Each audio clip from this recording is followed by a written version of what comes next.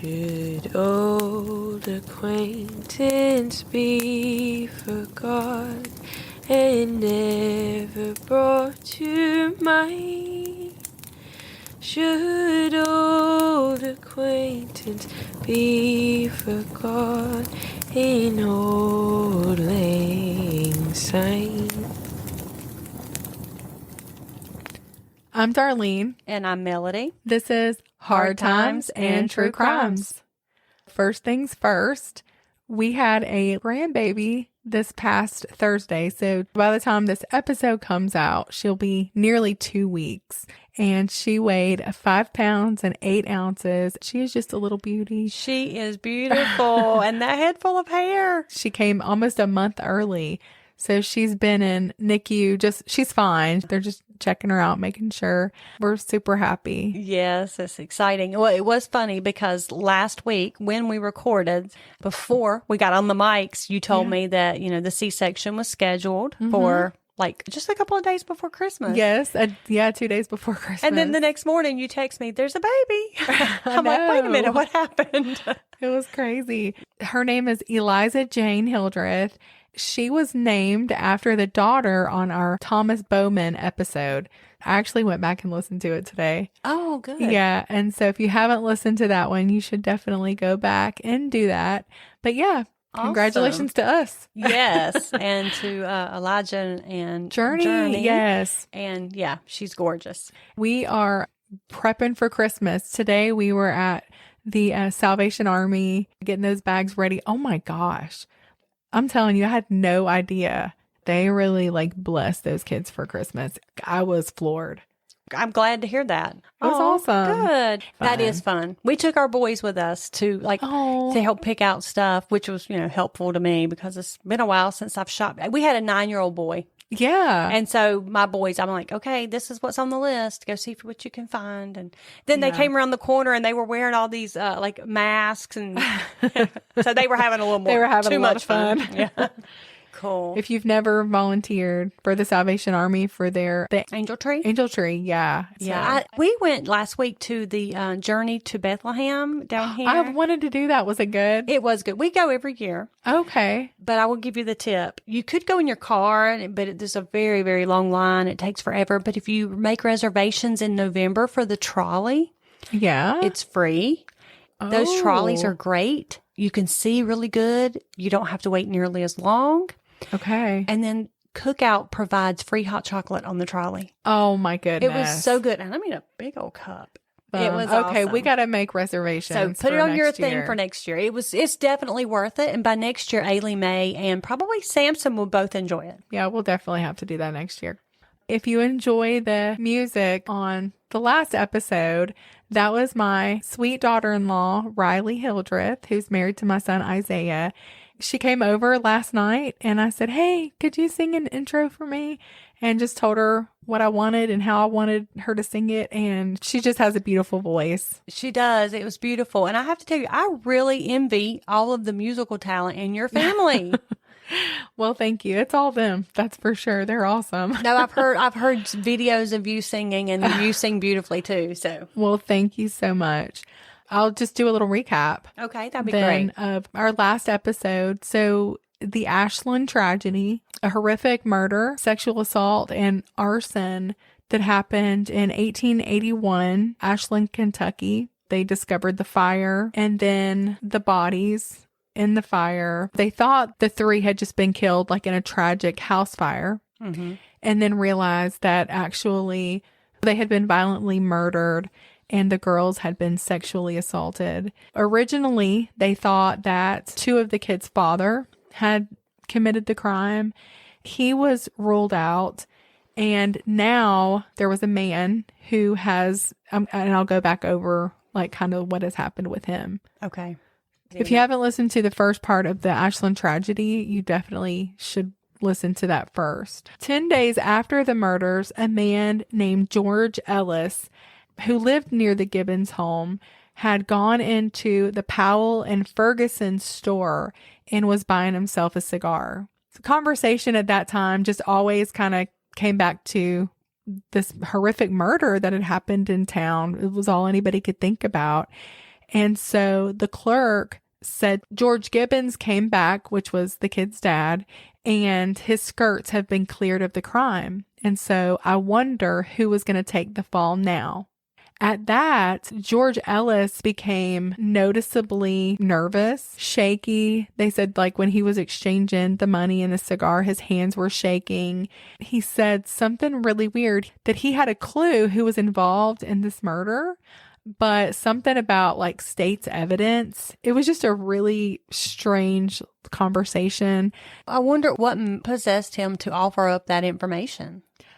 Unless he thought that everybody was thinking that. Maybe do you know what I his mean? guilty When you're conscience. guilty and you're thinking, but other people are thinking something Yeah. that they're not. But another man asked him, like, hey, what do you mean by that? And he just left. He goes to the train station and he is just acting really strange. He's saying some strange things kind of all over town. And eventually it gets back to that committee that I was telling you about that had formed. On January 2nd in 1882, George Ellis was questioned by Heflin, who was the investigator at this time, and then the town's committee. And remind me, Heflin, he was the investigator who did agree with the coroner's findings? Yes. The one who didn't agree, who thought it was the father, had already skipped town, correct? Yeah, he got out of town in the middle of the night with his tail between his legs. Yeah, exactly. As I mentioned, George Ellis lived near the Gibbons house, and he explained that he did know about the killings. He asked Heflin if he would explain the legal meaning of state's evidence, which I talked about in the past episode. And Heflin did explain what that meant, that if anyone was guilty of a crime, that they could basically, if they were the first one to tell it, that the others in the crime would most likely get a heftier sentence than the one who had, confessed. And so Ellis said that he wanted to relieve his conscience and he wanted to make a statement.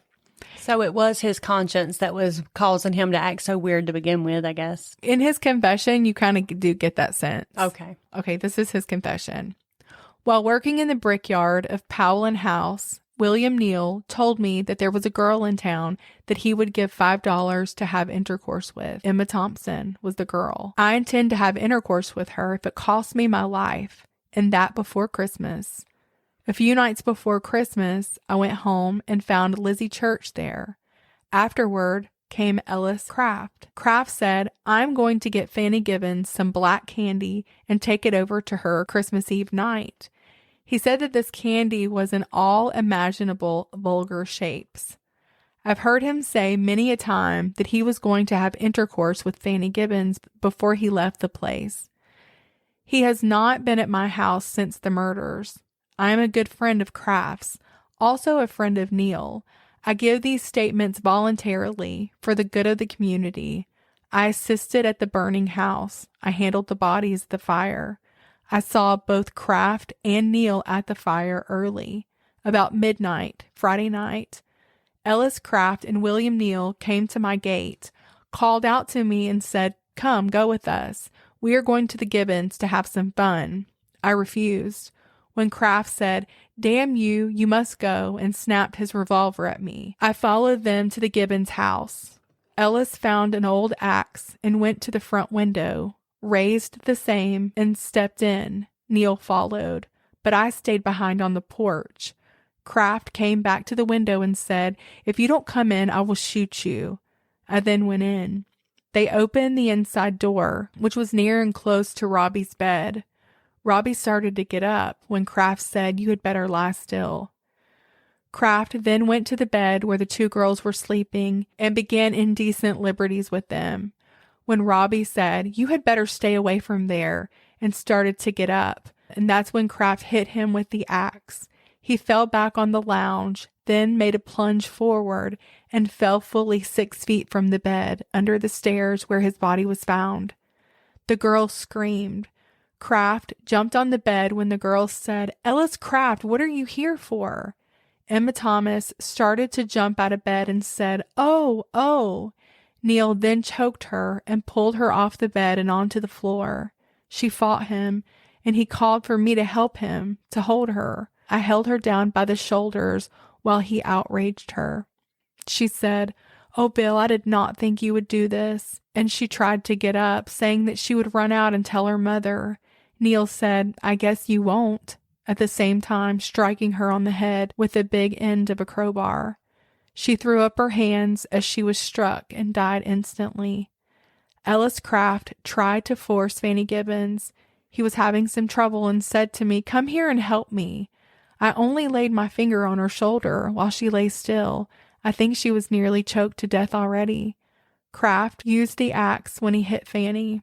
It was Neil that had proposed killing the girls. I said, "Oh no, boys, don't do that." Neil said, "We had better get away from here." Craft said, "We will be suspected, so we had better burn the house." Craft then said to me, "You have got to go hunt some coal oil." I refused, and he said, "I'll kill you if you don't." I took the lamp and went into the kitchen and found the can of oil. I returned with it, set the lamp on the sewing machine, and handed the can to Ellis Craft. He refused to take it and said, "You pour the oil on the girls." Fanny was on the bed and Emma on the floor. I poured the oil all over them, pouring out all the oil in the can on them, a half-gallon can nearly full. And then Kraft ordered me to shove the bed around, and so I did so. Kraft struck a match on his pants and set fire to Emma, who was lying on the floor. He then touched a match to Fanny and turned the bed clothing over her. She was lying on the back part of the bed against the wall. I then threw down the can, started out, and said, "I'm going," when one of them said, "If you don't stop till we are ready, we will get after you." And so I stopped. We were there nearly an hour, but perhaps only half an hour. When we started out, the axe was handed to me, and I threw it behind the door as I ran out. We all went out the same window through which we had entered. Neil carried out the crowbar and threw it down. We separated at the corner of my lot, and Kraft told me, "If you tell this thing, we will kill you." I think they must have returned later and again set fire to the house. I think it was about midnight when we were there, and it may have been later. I saw them at the fire when Neil said, "That is a bad case." I tell this because I cannot keep it. I have not slept nor eaten but little since that terrible night. I could not run away. My wife knows nothing of my guilt in this matter. I tell this for fear Kraft or Neil will tell it first and turn state's evidence. I want to die and would have killed myself already, but I was afraid. All I want is that the guilty parties should be punished. My father and mother are living. I have 5 brothers and 3 sisters. My wife is a good woman. Please take care of her and send her home before my trouble comes. I would like to see her before I die. All I ask of this committee is that you pledge your word that you will not let the mob get me before taking me to jail, but take me to prison at once, for I want to get safely in the courthouse and tell all that happened that terrible night, so that the others may be punished as well. I don't want to be hung by the mob until all this is told in court. I will trust your pledge to keep me safely till you land me in jail. That is so very sad. It's terrible. And it does ring true. I think he really does have that remorse. Yeah. Yeah. Oh, it's horrible. I don't know that I believe they forced him to do it. I kind of do. I Really? kind of do. I feel like they are his friends and he hangs around them. And I think they started into something that was a little bit more than he was prepared for. Yeah. And I think that's why he felt so guilt-ridden about it. I think he really did have that guilt about him when he was in that store and shaking. I feel like it probably was eating him up. Yeah. I don't know. I kind of believe it. I hope so. So we'll see, like, as it continues. I have struggled back and forth because I'm like, why would somebody force somebody else to do it? But people do. There's this pack mentality. Right. And once you can get your, a group of people to do something, you kind of just want everybody to be a part of it. Yeah, that is true. I do know that it's really, I think, so dumb, but afterwards, he said that they all met in the graveyard, like by his house, and that they forced him to sign a paper saying that, like, he wouldn't tell. And I kind of think that rings true because even though obviously that paper can't, I think, how are they going to use that paper? I mean, Right. really, you're going to show that to your attorney. But they might have used it to intimidate or manipulate him. Right. And I guess, your word meant something back then. Yeah. Because I'm thinking, I don't know. But if you've signed something, they can always use it to hold over his head. Right. Like That's if true. if you tell on us, we have proof that you were part of it. It's just a manipulative ploy, Maneuver, I think. Yeah. So I'm going to go about 5 minutes and then I'm going to turn this off for a minute because my battery's running low. Okay. Ellis Craft. Okay. So Ellis Craft was then arrested at the boarding house, and Ellis Craft was then arrested at his boarding house and taken to where Ellis was. So Ellis, in front of him, told the same exact story that he told the committee. And Kraft listened, and then he said, "George, how can you tell such a lie?" But Ellis said, "This is true, and it's true." And then Neil was arrested as well at the mill where he worked, and Ellis, the same thing happened. They made him tell the story in front of Neil. And Neil, of course, also denies knowing anything about the murder. George Ellis was 27 years old and had been married for a little over a year at the time of the murders. He didn't have any children yet. He was about 5 feet 9 inches tall. His hair was thinning, and he had a mustache and was, that was kind of fashionable at that time. He was described by his landlord and neighbors as a really good tenant and a very industrious young man who just had always conducted himself and, very properly, very good. He had a good reputation. William Neal, the largest of the three men, he was 5 feet 11. He was 25 years old and married to a woman named Sarah Rice. They actually had 3 children. Oh, my goodness. Mm-hmm. Wow. They were little children, but yeah, he was described as a smiling devil who apparently did not fully appreciate or comprehend the terrible situation that he was in. I was going to say, what in the world would possess him, a man with 3 kids and a wife, to do such a horrible deed? But okay. Yeah. You can imagine it. After hearing that, it was a pretty, good description, I guess. Mm-hmm. Ellis Craft was described as the ringleader. He was 27 years old, had never been married. He was 5 feet 6 inches tall with a medium build, dark complexion, dark hair, and a mustache. He had led a wild and reckless life. He'd come from money. I feel like he was kind of like a spoiled rich kid. He'd previously been arrested twice by the town marshal, J.C. Witten, and several times in nearby Cattlesburg for being disorderly. 3 other times he had been convicted of criminal intercourse with young girls. Oh, my goodness. And had to leave the county for over a year. But was still free. Yep, was still free. In fact, listen to this. So he had actually shot at a businessman named Proctor about 4 months before this, when Proctor had come to the defense of his wife after Kraft had made like these lewd advances towards her. Mm. So yeah, but somehow he always seemed to get out of trouble. Yeah, and even though he was, he had left for that, he was back and just, I guess, living his life however he saw fit. What a shame. He was described as rough, uncouth, and a person whose conversation was always vulgar. You said something earlier about one of them brought some candies that were vulgar. I'm like, did they make those like that? I know. Like that surprised me a little bit. Like it was almost like these licorice shapes. And I wonder if they were like that or if he just was thinking they were like, you know what I mean? It was just weird. I did catch that though and thought that was weird. Yeah. So Ellis, Craft, and Neal were taken to the county jail in Cattlesburg, which was about 5 miles away. And for whatever reason, whatever would possess them to do this, they were placed in the same cell. Huh.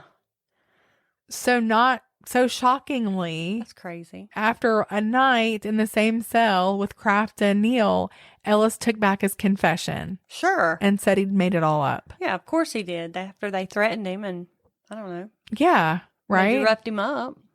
Was he was in the cell with them? Yes. Yeah, How dumb. That was dumb. It did not take long for word to spread that those three were in jail for the murders.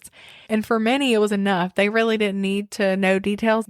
A mob was being organized and had planned to storm the courthouse. They were going to take the prisoners and lynch them.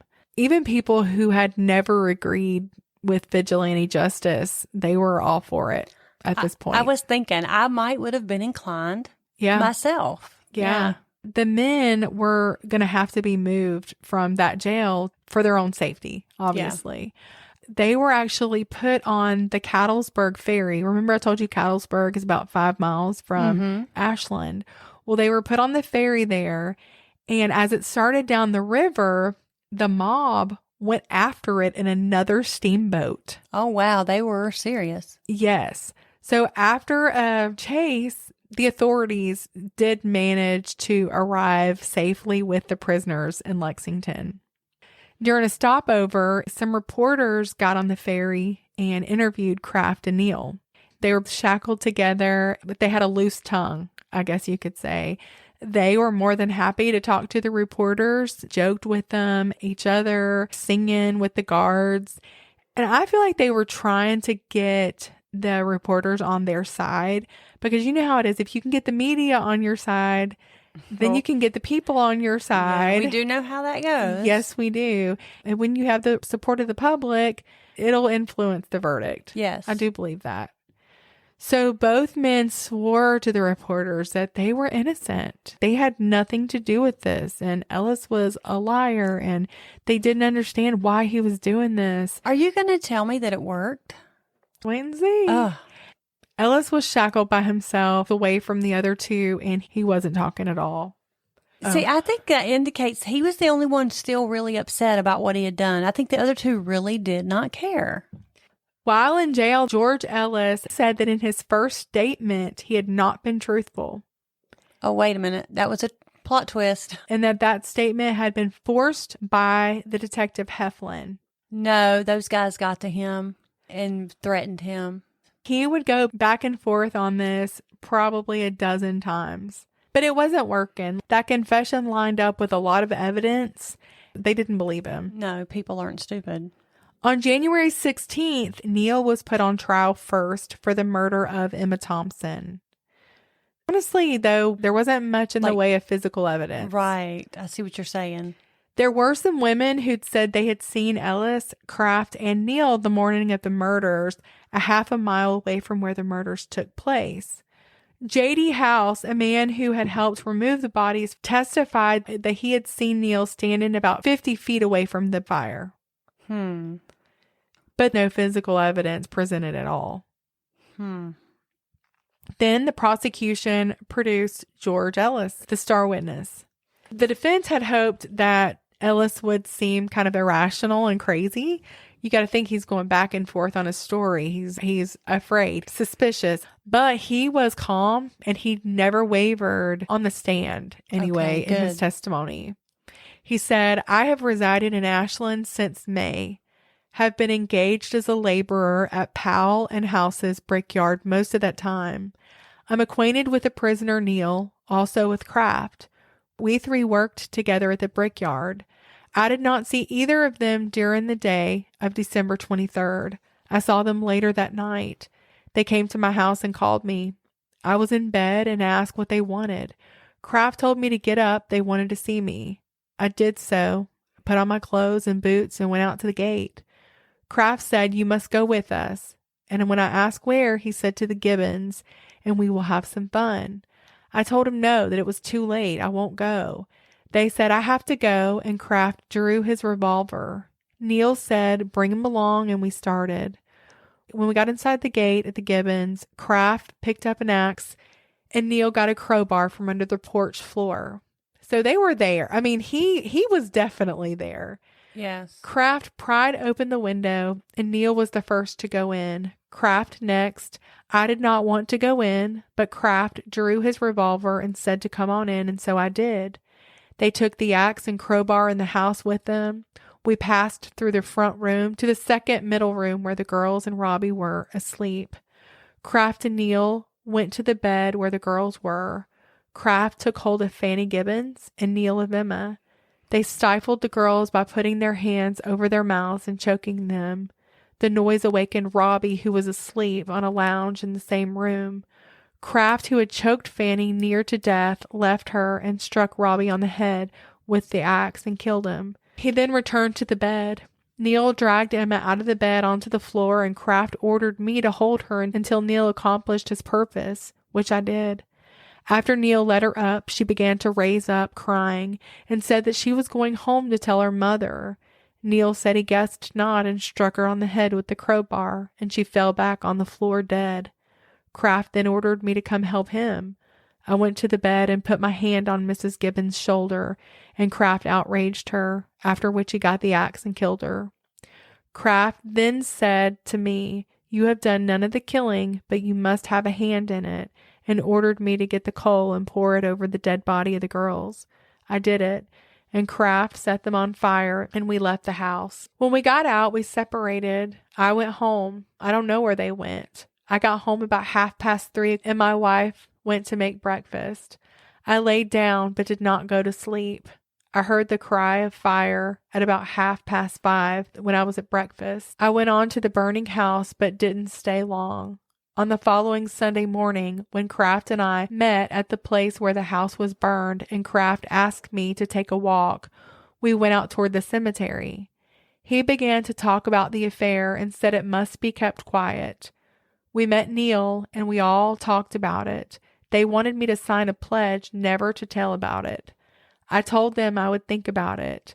They told me I better do better than to just think about it. And if I did not do so by the next Saturday night, they would put an end to me. We separated. I went home, and Kraft and Neil went away together. And that was the end of that. The main witness, now get this, for the defense was none other than Mrs. Ellis, George Ellis's wife. George Ellis, he's the one that's saying that they all did this, and his wife is saying no. She's trying to get him off, though, I think. Not him. She is getting, well, she's defending Neil's Neil. trial. Yes, this is Neil's trial. Okay, now I'm confused. Okay, let's hear it. So basically, the star witnesses are a husband and wife on either side. That is bizarre. Yes. So she testified that she woke up at midnight and at 4:30 a.m. and her husband was there both times. She said that she heard no noise and she did not believe that her husband left that night. Oh, when she was visiting her husband in jail, she was overheard pleading with her husband to tell the real truth. Wow. Yeah, she was overheard by guards. Okay. Oliver Hampton was called and testified that Ellis said in front of him and A.C. Campbell that both Neil and Kraft were innocent. What? Yeah. I've been believing him the whole time. Mrs. Neil was crying. You know, she was crying, though, while he's sitting at a table scribbling on a piece of paper and conversing with his lawyer. I don't know. I don't understand him. So they were quick with their trials and stuff, which I appreciate. On February 6th in 1882, after only 17 minutes of deliberation, the jury found Neil guilty and sentenced him to hang on February 14th in 1882. A few days later, Kraft was convicted and was also sentenced to hang. George Ellis would confess and recant over and over multiple times. In February of 1882, he made a statement to the Cincinnati newspaper. He said that 2 Negroes he'd hired committed the murders, that he alone raped and killed the girls while his accomplices held them down. He said that as they crept away from the Gibbons house, he saw Kraft and Neil walking along the street and decided to put the blame on them. And then a few days later, he denied that he'd ever made that statement.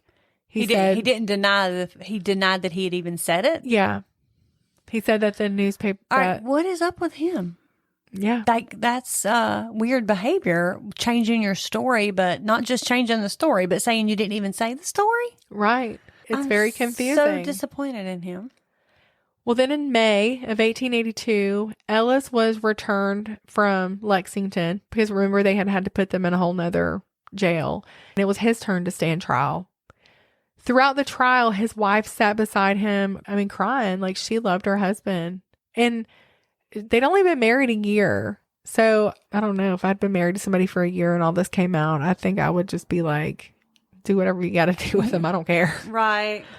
Well, on Friday, June the 2nd, 1882, he was found guilty, but he was sentenced to life in prison. Most everybody felt like that was okay, because he did come forward. He was the reason, why I guess there was any justice at all. Yeah, but his credibility is shot. It is.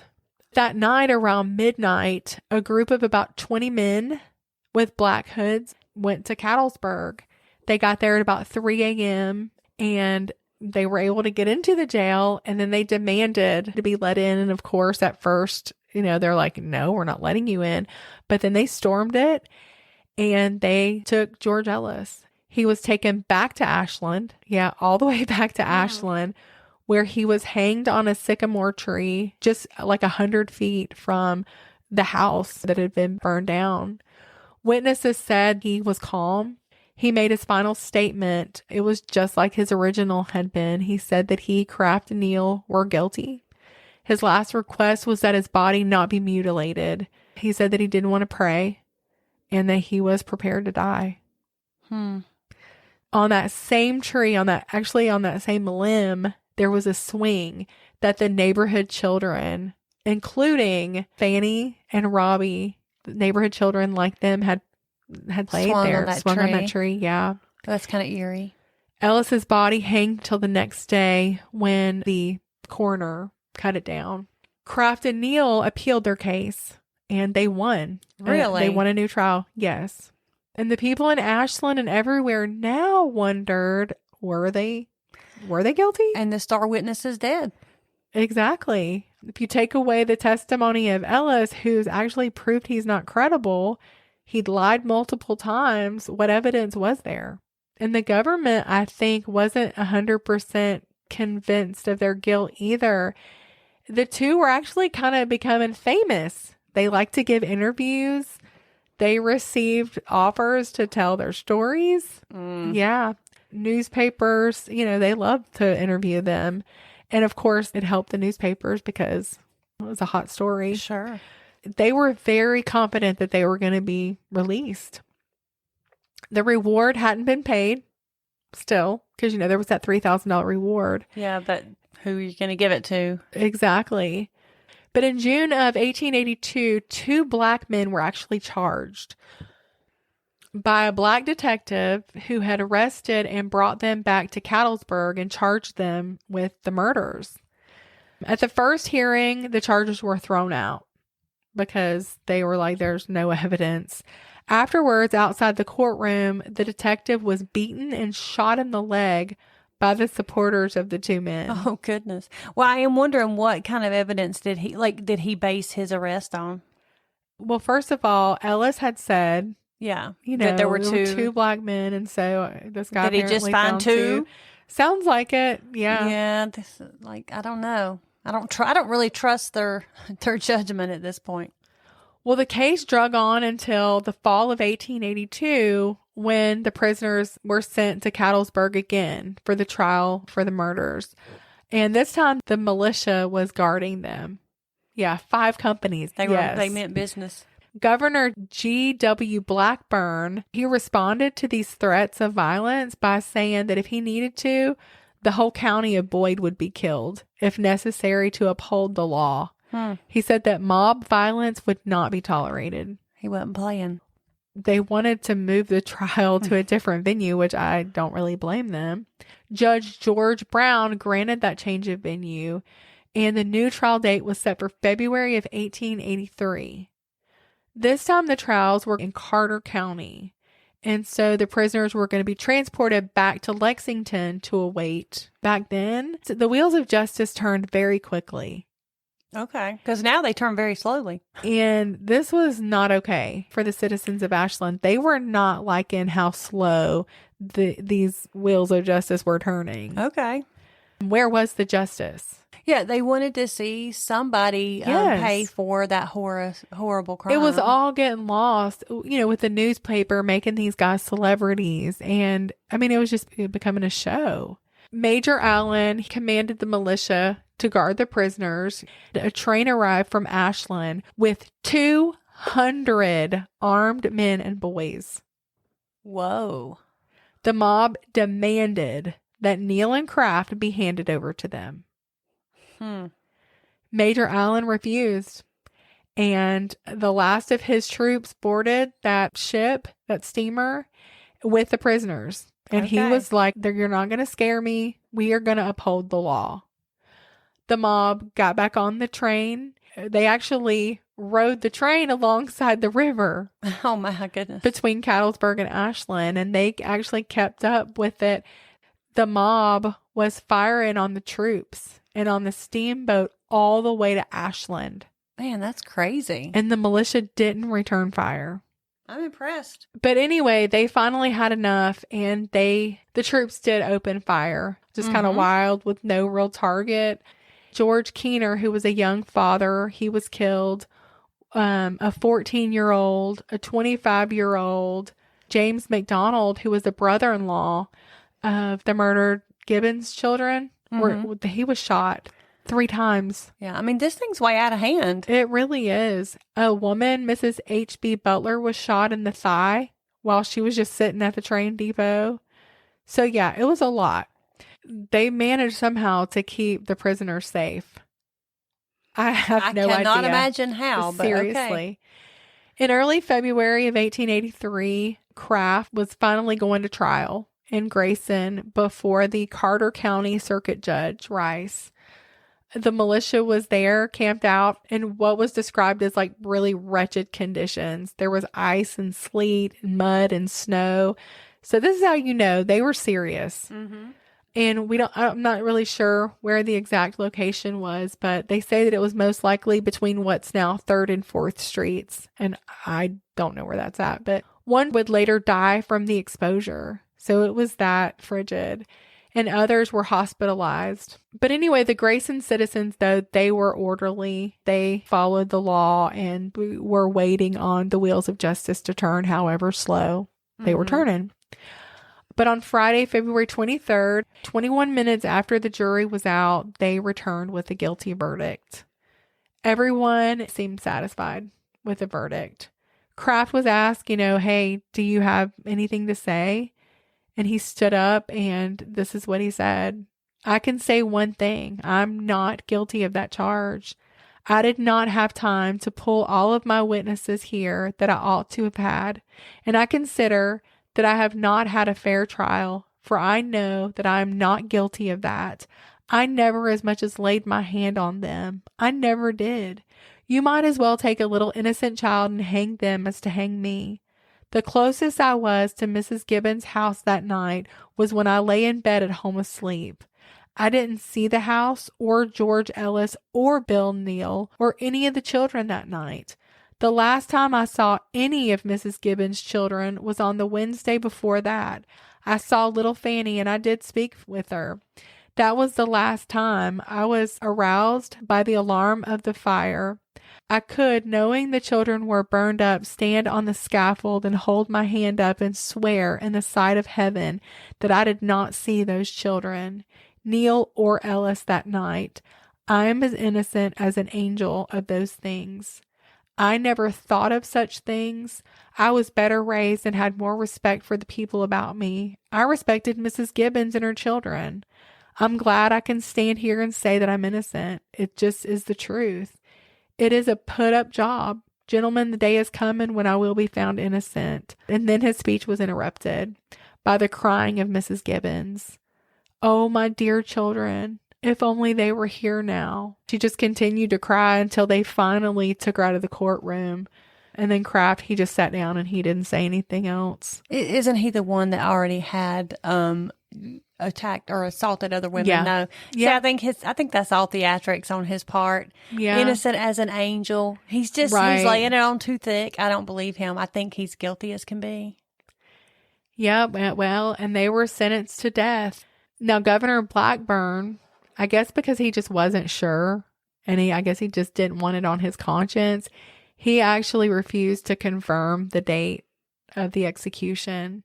So it was delayed until after his term.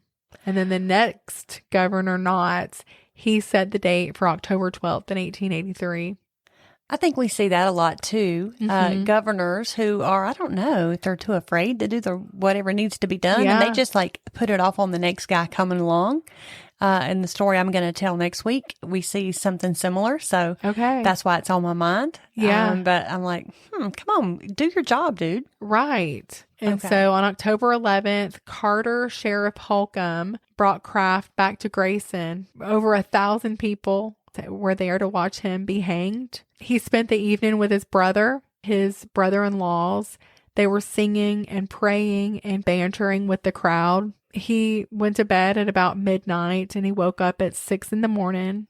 Early the next morning, he spent with Reverend Pinkerton and he was surrounded. A lot of people greeted him. Ladies handed him flowers. I mean, he was a literal celebrity. Yeah. We see that now with killers, with murderers.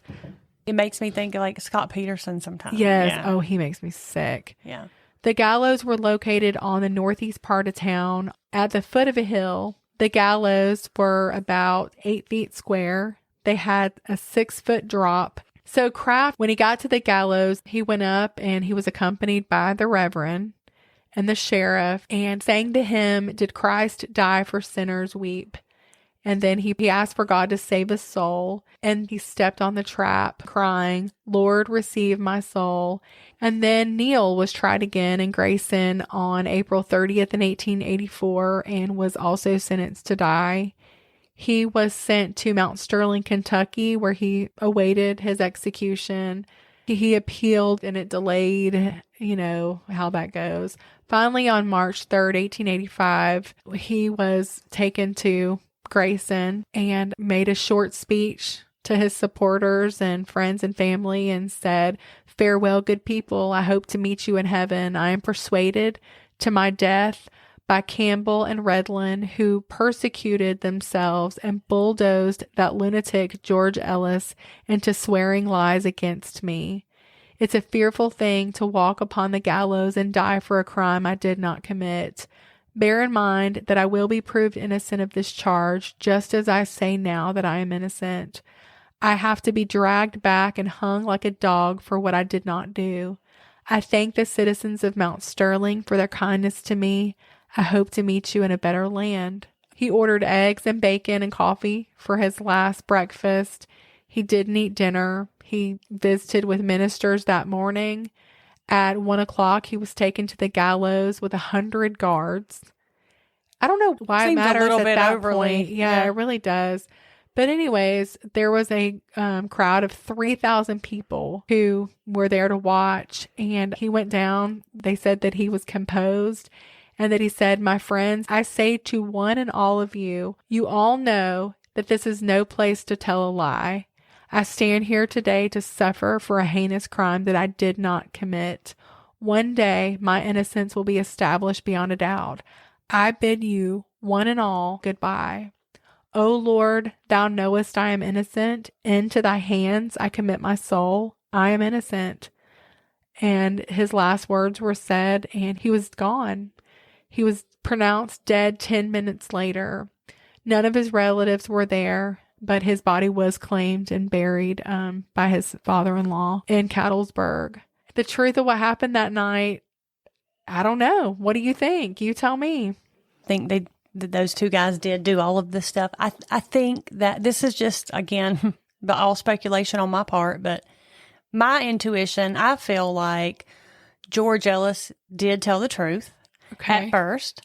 I feel like he probably changed his story back and forth because he had a guilty conscience and then he was threatened, and then he had a guilty conscience and then he was threatened. And I just feel like out of fear for his own, safety or whatever, he recanted us several times, or maybe he had a little something else going on. I feel like his wife testified in that other trial in order to cast credibility issues on him so he wouldn't be convicted of this, even though it was somebody else's trial.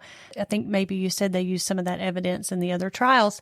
So I just tend to believe it. I think that the Kraft, the one who was saying how he's so innocent, that just seemed a little theatrical to me. Right. Which makes me not believe him. And he had a record of that. Yeah, he did. So that's just my initial thoughts. But because it is all speculation and we don't have any way of knowing the truth, I don't know what real justice, what that would have really looked like, because you don't want to put innocent men to death for something they didn't do. And it didn't seem to be proved beyond a reasonable doubt. So, I don't know. Right. I just wonder who knew, I guess, that they were going to be alone that night. Yeah. Because I don't think the whole town knew that. But it's also interesting that George Ellis lived very close to that house. So you think he played more of a part than... I do. I think that when somebody's given their side of a story, they are always going to cast themselves in a better light. Sure. And so I definitely don't think he was as innocent as he made himself out to be. No.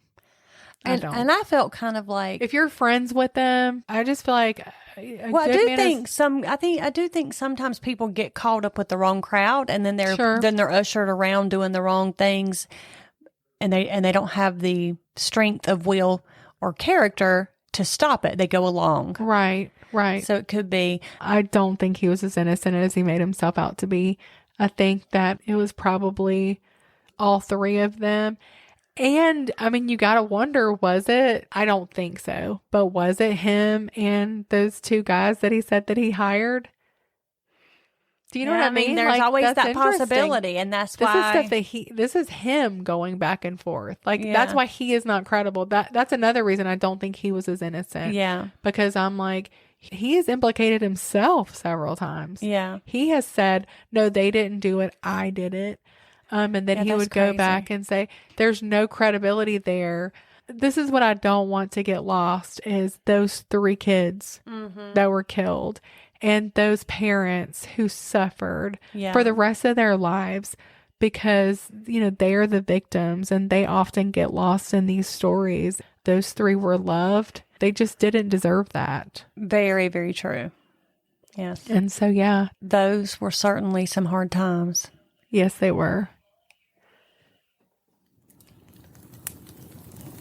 Should old acquaintance be forgot and never brought to mind? Should old acquaintance be forgot in old